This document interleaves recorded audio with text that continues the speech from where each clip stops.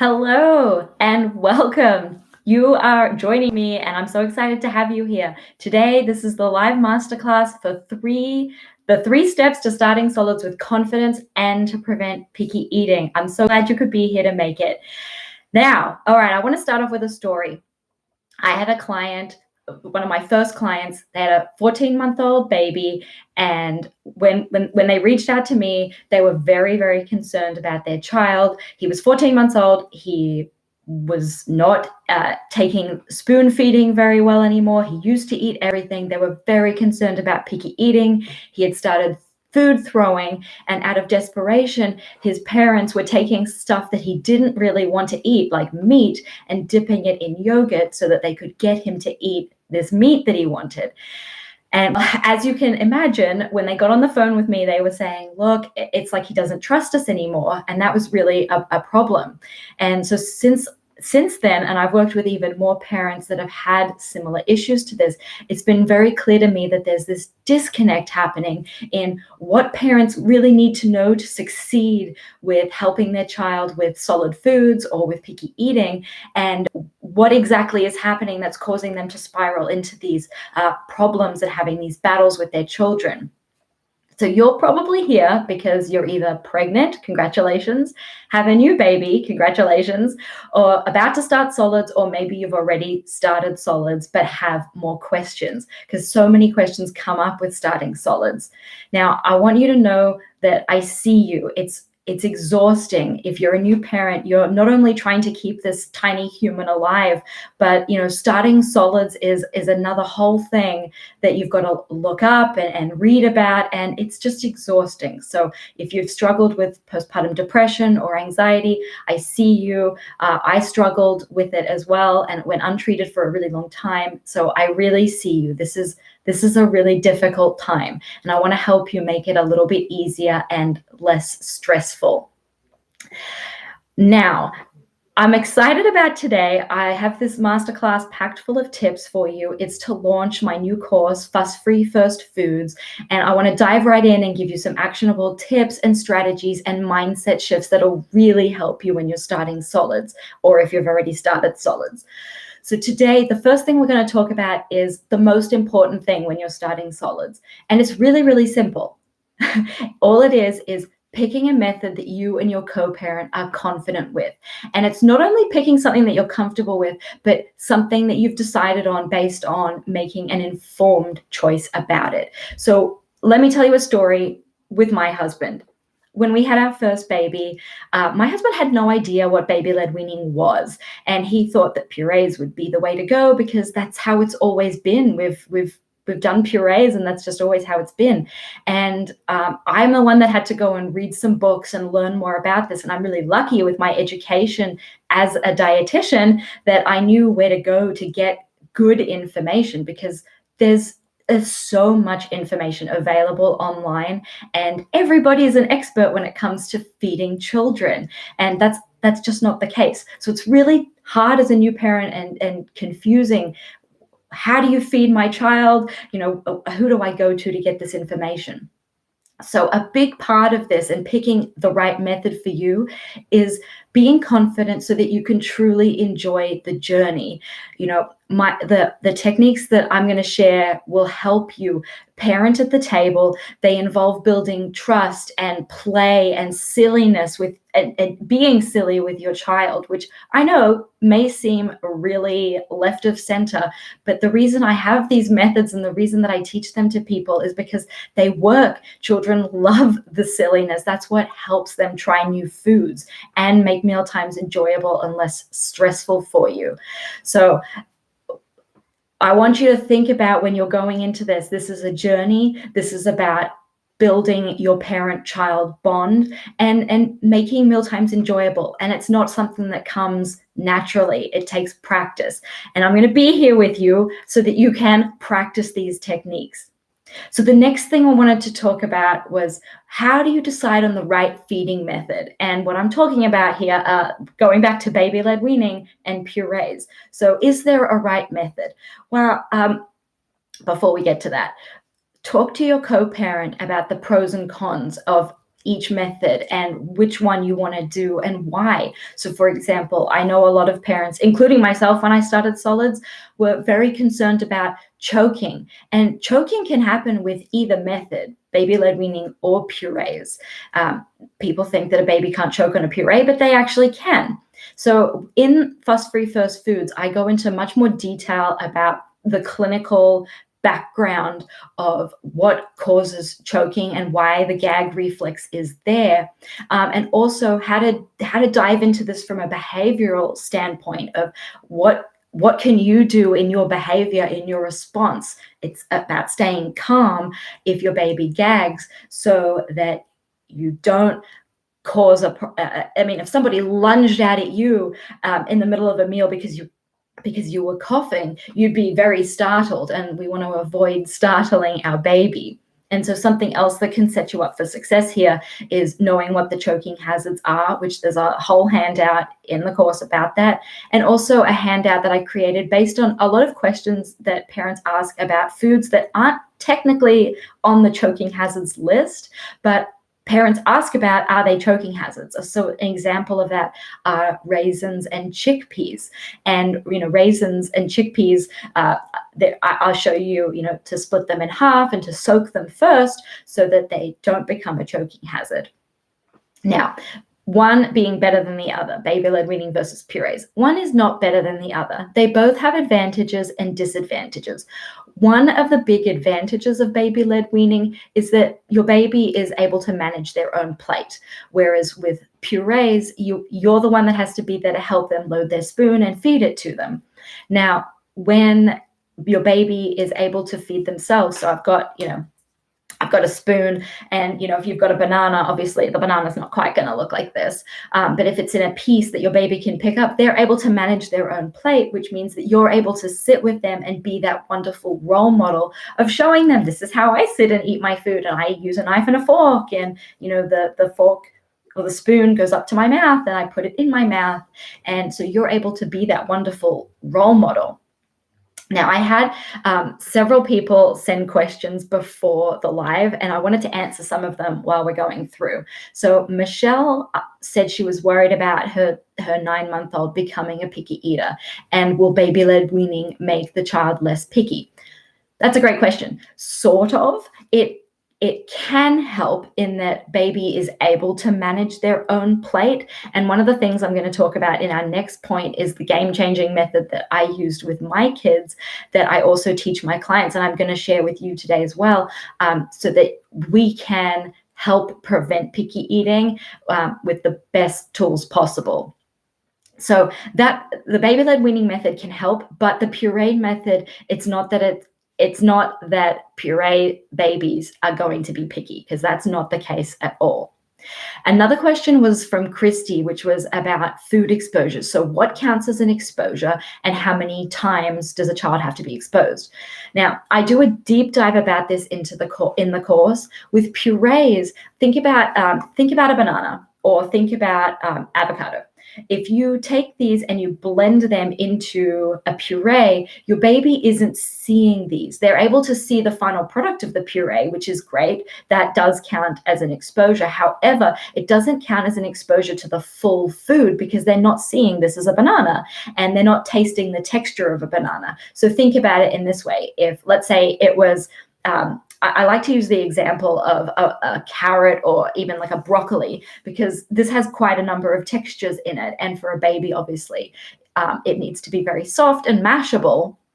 And I talk about that in the course, about how to make them safe for baby, but making them soft and mashable so that they won't get stuck in baby's throat.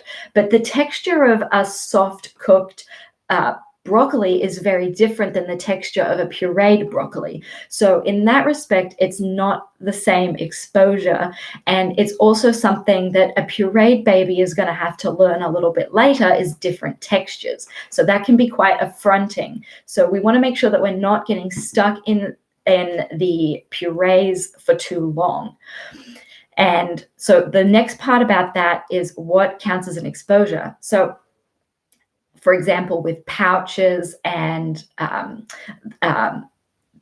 purees, there are ways that we can help baby have more exposures to them by showing them the actual food, especially if you're sitting down and eating it with them, and then progressing to foods that they can actually see, like this is what the broccoli looks like. And again, that's not to say that purees are bad, because they're not bad at all. You're going to be progressing by about 10, 11 months. Babies who do purees are already advanced onto finger foods. So there's no right or wrong way. And typically a combination of both these methods is really a great strategy if you're not so sure about wanting to go full-fledged baby-led weaning, which is fine. Again, there's nothing wrong with that. And if you actually think about it, people who do baby-led weaning still probably give their child things like yogurt. I know I did, and that's a puree consistency. So I want to help you ditch this, feeling bad and feeling guilty, because let me tell you honestly, picking the method that's right for you, which is what we talked about just before, about being confident in the method that you're choosing based on some sound information, that's what's going to make you confident. That's what's going to make all the difference to you in your feeding journey. So no matter what method you pick, whether it's a mix of both purees and baby-led weaning, or it's full purees or full baby-led weaning, and if it's full purees, you're advancing in a couple of months anyway to baby-led weaning. So being really confident in your choice means that you won't feel that guilt and pressure from other parents who are doing a different method. You've picked what's right for you based on sound information. I've got some notes here. That's what I'm looking at. To decide with your co-parent and to have this conversation, the earlier the better, with them about the pros and cons of the different methods, and having a real conversation about how you want to introduce foods, how you want meals. Very lucky. I don't want to say I was lucky. My husband was a very active participant. He didn't have a choice.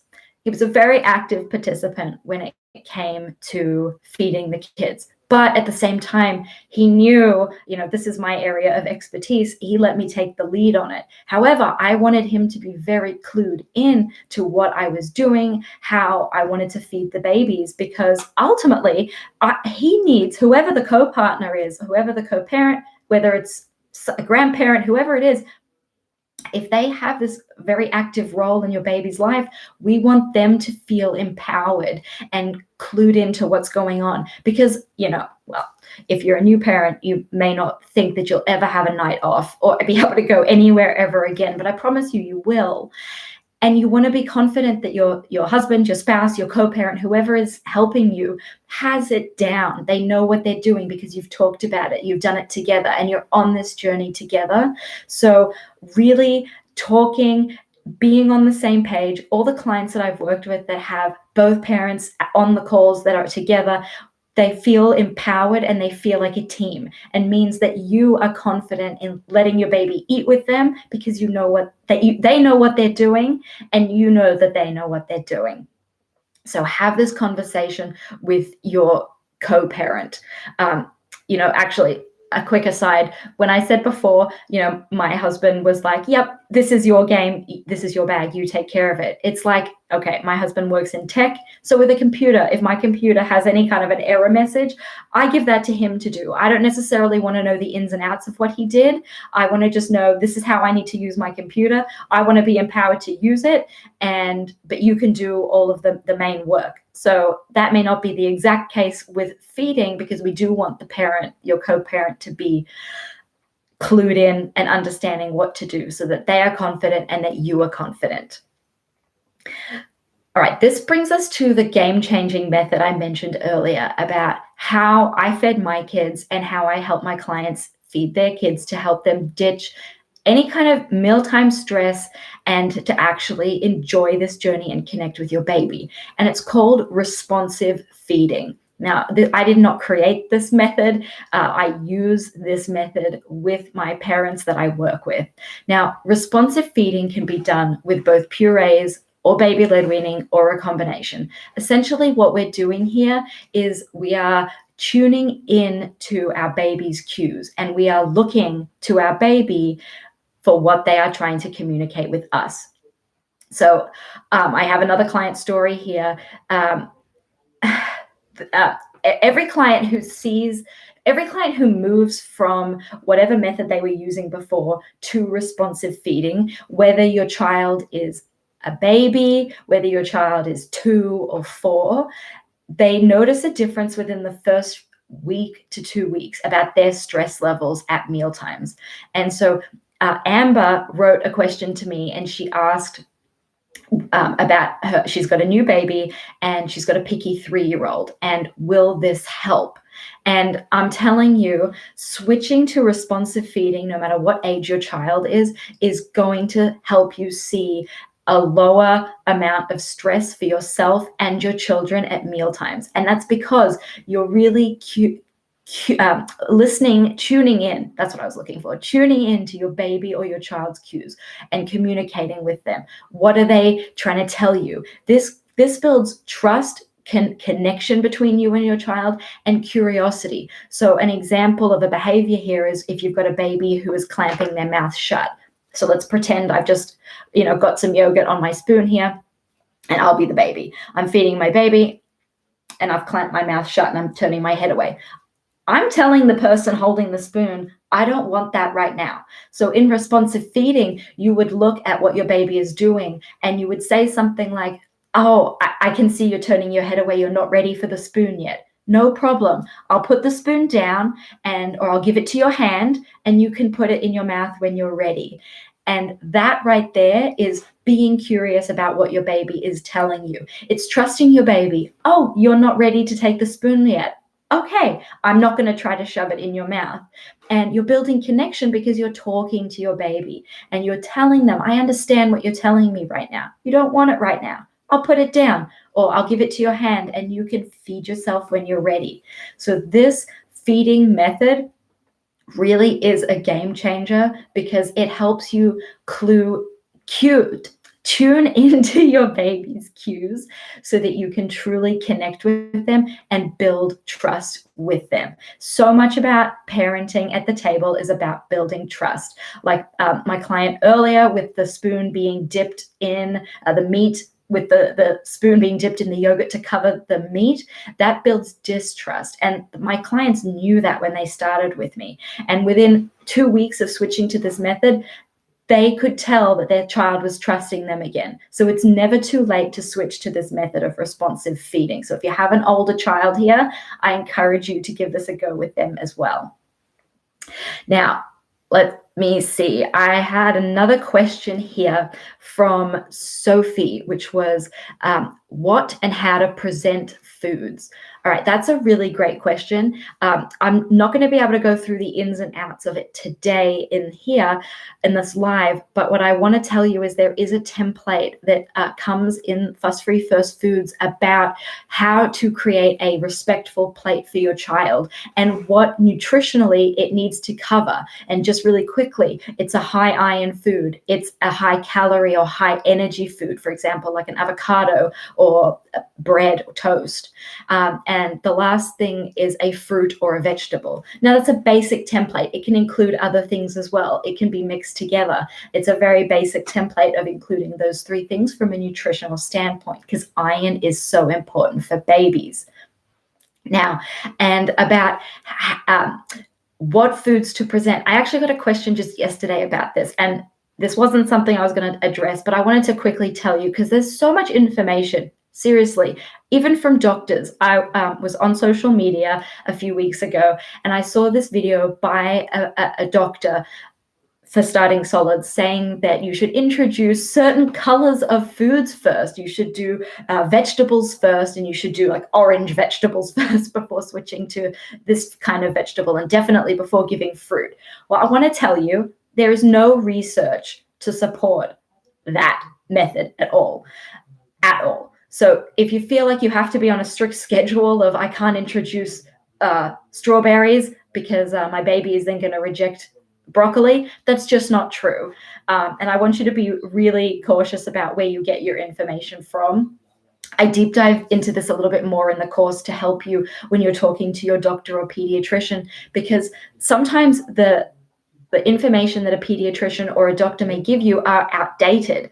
And like I said earlier, this information is always changing. Like, we started off that purees was the way to go, and now it's baby-led weaning, but there's so much information, and to cut through which information is applicable to you and which is the most up to date, I want to give you the tools that you need to really advocate for yourself. If your doctor's telling you to start solids at 4 months, I want you to have the tools to say, well, there's a dietitian named Talia that I follow, and her in her method, she says that we should wait till all the signs of readiness appear, which is not until usually closer to 6 months for most babies. So I want you to feel empowered to be able to have these conversations, even with your doctor or pediatrician.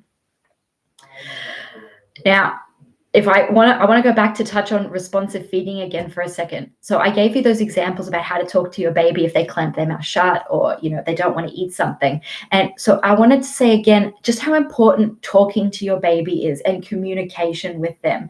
And in the course, this is something I talk about a lot on social media and in my videos on YouTube, about tone and how exactly to talk to your child to have the best possible communication with them. And I'm going to talk about babies and food throwing in a second, but I wanted to say right now just how smart babies are. Babies understand so much more than we give them credit for. So having a conversation with your baby during a mealtime may seem stupid and ridiculous. Like, why would I do that? But I'm telling you, this is a way for you to connect with your baby, to build trust and curiosity, and really tap into what they are trying to communicate back with you. Even though they can't talk yet, they are still taking everything in, and they still want to communicate with you. And so in the course, I give you more phrase-specific examples and more ways to communicate with your baby. So one of the examples is, like, if your baby makes a funny face, I have a great video of my first baby. She took yogurt for the first time into her mouth, and it was just plain Greek yogurt, and it's tart, it's kind of sour, and she's recoiling in this video, and it was the sweetest thing. But often we can misinterpret that as parents as, oh, they didn't like that, they made this funny face. And I have a whole module about funny faces that babies make in the course, because the way we respond to that really affects our mindset. Like, if we go straight to thinking, oh, my baby didn't like that, I'm not going to give that to them again, versus curiosity, like, oh, I wonder why you made that funny face. Is that a new taste or a new texture for you? And that mindset shift is very different than previously. What we would immediately think when someone makes a funny face or spits a food out is that they don't like it. That's not always the case. In fact, it's often not the case. Okay. This is what we've been waiting for, because I can tell you this is probably the most common question I get from parents is about food throwing, and it's usually in the toddler phase. And what I can tell you is you can communicate these things to break the cycle of food throwing and dropping, even with babies. Now, in the course, I have a whole section about baby behaviors, like pocketing food in the mouth, helping coach kids to chew their food so that they don't shove too much in, or you're worried about them choking. So there are a lot of baby behaviors, and dropping is one of them. And then in the toddler side of fuss-free first foods, because it's split into two sections, the toddler side is 1 to 2 years old. I expand on that for food throwing so that you can not only handle it for an older child, if you've got an older child, there's the way we talk to them changes a little bit, and the way we get them involved in the repercussions of food throwing, meaning that food is on the floor, is a little bit different as well. And so, all right, I'm going to say again, babies are super duper smart. They understand.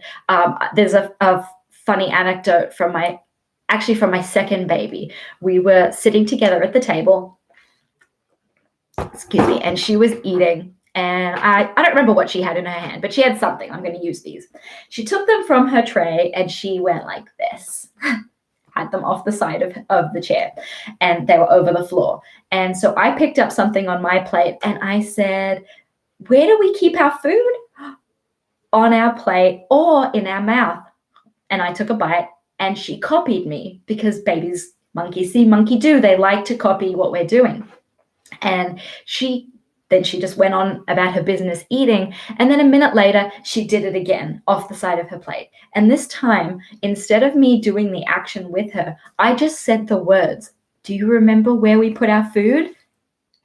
And I waited, and connected with her in this moment. We were looking at each other very intently, and she brought the food back to her plate and put it in her mouth.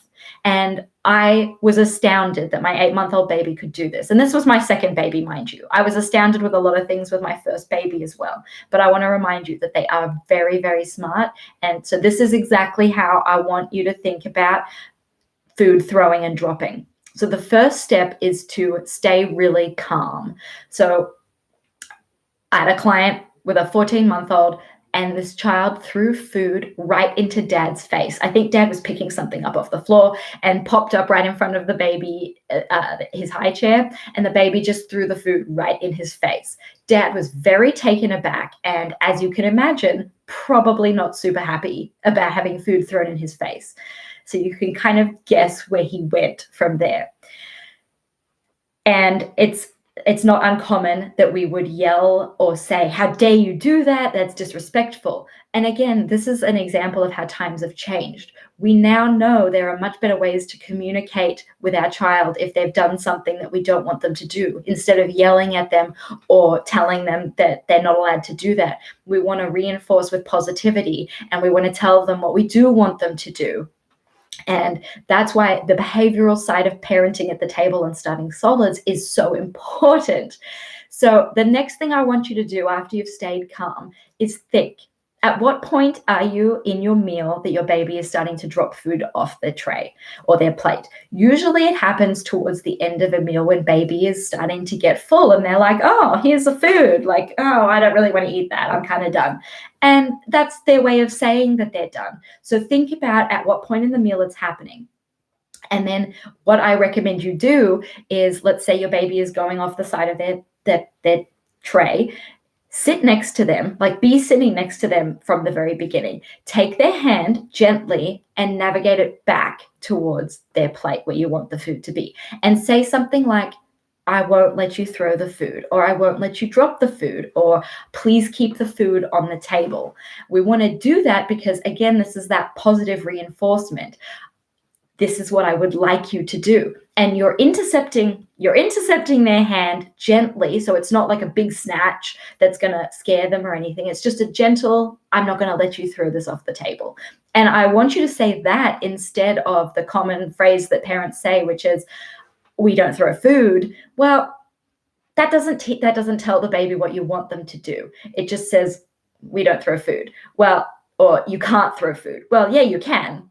I just threw a food. You can. But the whole point here is we don't want them to throw it. So what's the best way? I'm running out of food. So the best way, hold their hand, navigate it back to their plate when possible. Sometimes they're really fast and they drop it. And in that case, leave everything that's on the floor to clean up at the end. Now, at this point, if something else has been dropped, I want you to connect again, look at your baby and let them know, "I see you dropping your food. That tells me that you're all done. Are you all done?"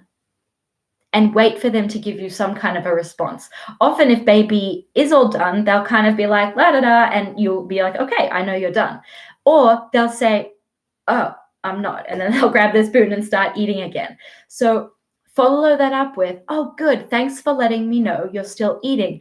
Now, when you drop food again, that does tell me you're all done and I will help you wash up." So you're telling them the cause and effect here. When you throw it again, not if you throw it again. It's not, "I'm threatening you in some way." It's, when you throw it again or drop it again, I'll help you clean up. I'm going to help you stop this behavior that I'm trying to teach you is not something that I want you to do.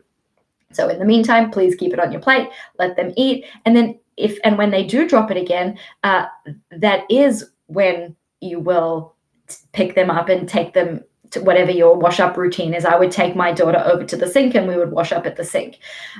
If you're washing up at the table, remove the tray, remove the food, and just wash them up. Now, one of my clients was struggling because their little one would drop food. And then when she would go in the space that it took her to get up to go and get her child, her 9-month-old, out of his high chair, he would start picking up food and putting it in his mouth. And mum was like, "Oh, should I finish his meal or not? Because it seems like he's still eating."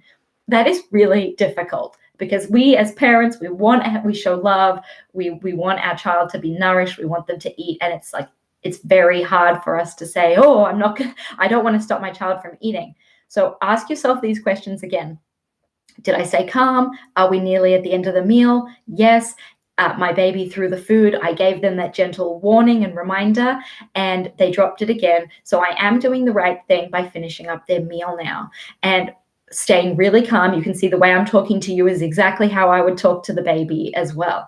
Okay, I'm going to help you wash up now. You've shown me that you're all done. And if you do signing, there's a module about signing, the all done sign. No problem. Let's go and wash up. I'm picking them up very gently. It's not a punishment. I'm not being rough with them. I'm not angry with them. They are learning. They're not doing this to upset us.